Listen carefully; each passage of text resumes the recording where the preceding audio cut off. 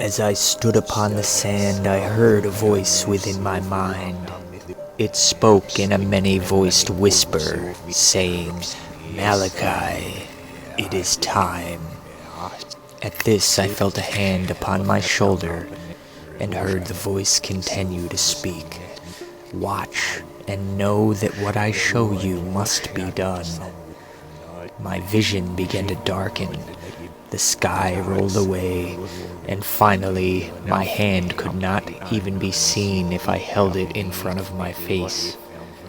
I felt the hand lift from my shoulder, and as I turned around, what I saw was one white as paper, in hair and skin, with eyes glowing like blue fire. "Azrael," I said weakly. He nodded his head, then spoke. "There is something you must see, and afterwards there is something you must do. Behold."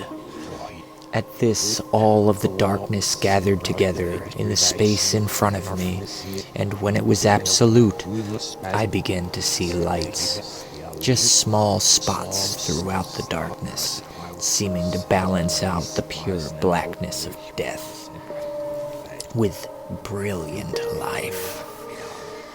The darkness around the lights took the energy from them, giving in return some of their death. Azrael spoke. "Each of these lights is a child of God, the children of chaos.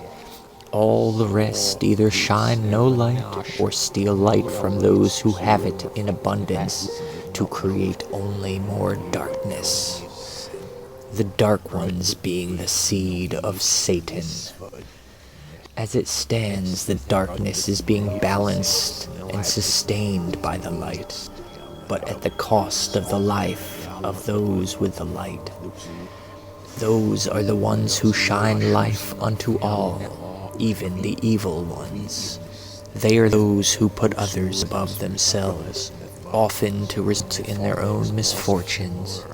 They are the voice of reason within the madness. They are the ones who would loan a murderer $5 unknowingly, and then he would go buy a knife with which he ends the life of his family and then takes his own.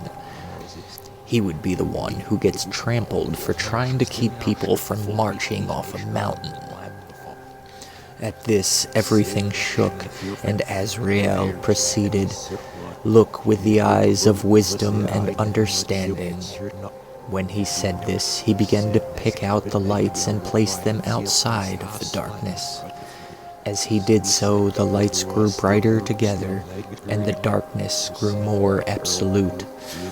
Finally, when all the lights were separated, the darkness began to bend in upon itself and collapsed into itself until it was no more. All that was left was the blinding light of the few. When I began to count them, Azrael said, "It is 12 times 12,000, those not tainted by the world." And I responded, "What does this mean?"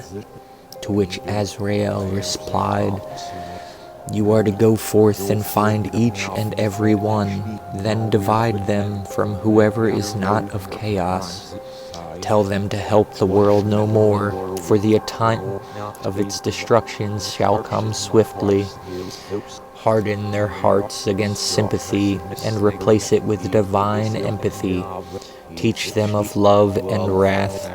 Refine them and purify them, for they must be strong in a short time.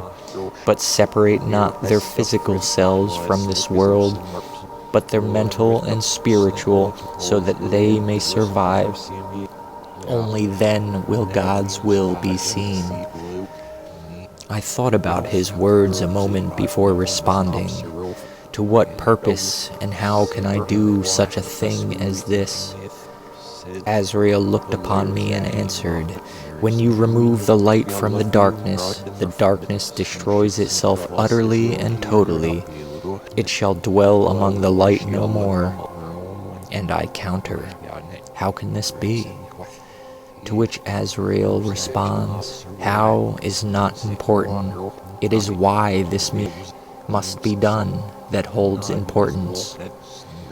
Before the apocalypse can come forth and wash away the rot that this world grows thick, you and those whom you help shall destroy this world.